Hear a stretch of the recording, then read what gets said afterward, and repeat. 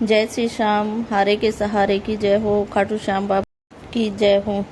आज हम इस वीडियो में आप सभी लोगों को मैं बताने वाली हूँ कि दो ऐसे कौन से नियम हैं जिसे यदि आप अपना लेते हैं तो बाबा श्याम के अपने घर में विराजमान करने के बाद तो आपकी ज़िंदगी में बहुत सारे ऐसे चमत्कार होंगे जिस पर आपको यकीन भी नहीं होगा कि मेरे साथ भी ऐसा हो सकता है। ये चमत्कार बाबा ही कर रहे हैं। आप सोचेंगे, मजबूर भी हो जाएंगे। दूसरी बात, यदि आप श्याम बाबा की अपने घर में विराजमान करते हो, आपको कुछ बातों का ज़रूर से ज़रूर ध्यान रखना चाहिए।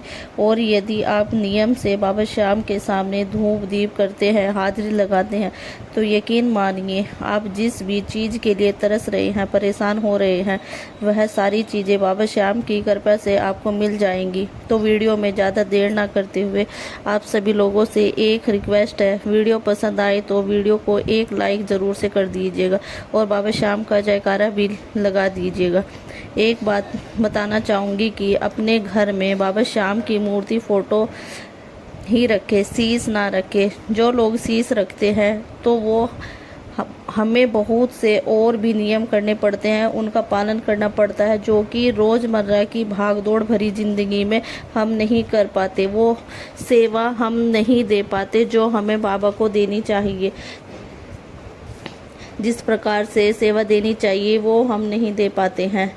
तो इसलिए हमें घर में बाबा श्याम की मूर्ति या फ़ोटो ही रखनी चाहिए। इस बात का हमेशा ध्यान रखें। अब बात करते हैं कि यदि आपके घर में बाबा श्याम की फ़ोटो या मूर्ति है तो क्या आपको बाबा श्याम को रोज़ स्नान करवाना चाहिए या नहीं। देखिए, यदि आप करवा सकते हैं तो करवा दीजिए बाबा श्याम को रोज़ स्नान।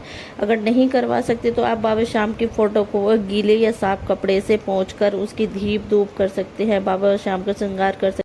यदि मूर्ति है तो आप एक बर्तन में थोड़ा सा पानी और उसमें थोड़ा सा गंगा जल मिलाकर फूल से बाबा को स्नान भी करवा सकते हैं। इस तरीके से भी कर सकते हैं आप।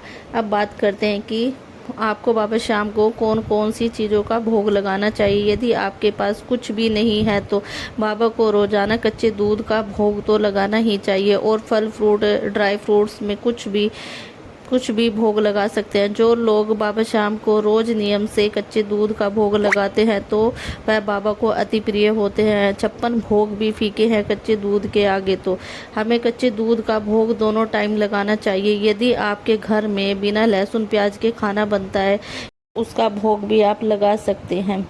अगर लहसुन प्याज वाला खाना बन रहा है तो आप बाबा को सिर्फ कच्चे दूध का या फल फ्रूट का ही भोग लगाए या मिश्री का भी भोग लगा सकते हैं।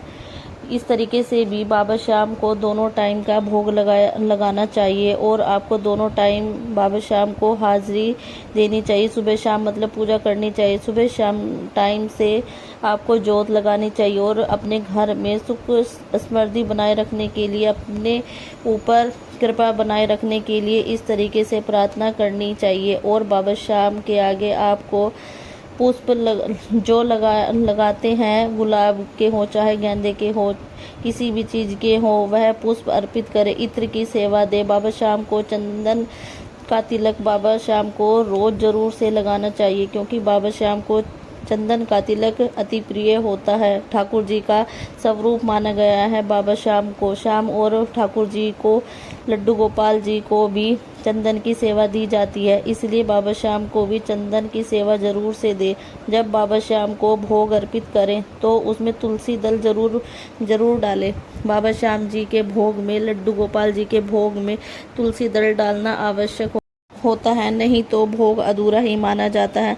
अब हम बात करते हैं कि क्या आप लोग अपने घर में बाबा श्याम को विराजमान करके कहीं बाहर नहीं जा सकते हैं। तो ऐसा कुछ भी नहीं है, आप जा सकते हैं, लेकिन आपके घर में कोई ना कोई ऐसा व्यक्ति हो जो बाबा श्याम के सामने दीपक जला सके, उनका भोग प्रसाद चढ़ा सके। अगर किसी कारणवश कोई भी घर में नहीं है तो आप बाबा से बोलकर जाइए कि बाबा मैंने प्रसाद रख दिया है, जल भी रख दिया है, दूध का भोग भी लगा दिया है और सामग्री फल फ्रूट भी रख दिया है।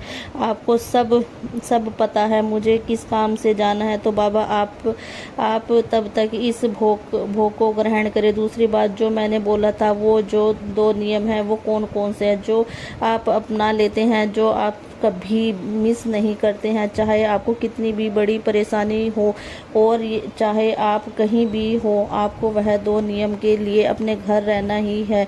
तो यकीन मानिए, जिस भी चीज़ के लिए आप तरस रहे हैं वो आपको ज़िंदगी में 2 गुना नहीं 100 गुना बढ़कर मिलेगी। आपको बाबा श्याम आपको देंगे। वह 2 नियम यह है कि आपको कच्चे दूध का भोग लगाना कभी भी नहीं भूलना है। बाबा श्याम की पूजा और बाबा श्याम के नाम की जोत जो आप लगाते हैं वह घी का ही होना चाहिए।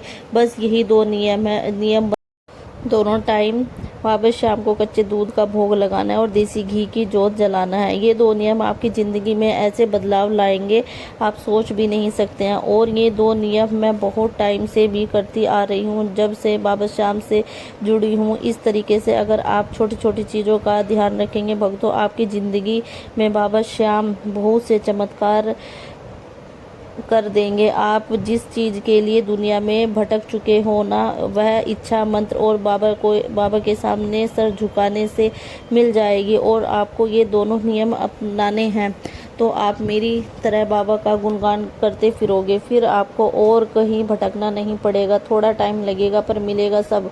ऐसे हैं मेरे बाबा श्याम। उम्मीद करती हूँ मेरी दी हुई आज की जानकारी आपको थोड़ी सी भी अच्छी लगी है तो बाबा श्याम का जयकार कमेंट बॉक्स में ज़रूर से लगाइएगा। जय श्री श्याम, हारे के सहारे की जय।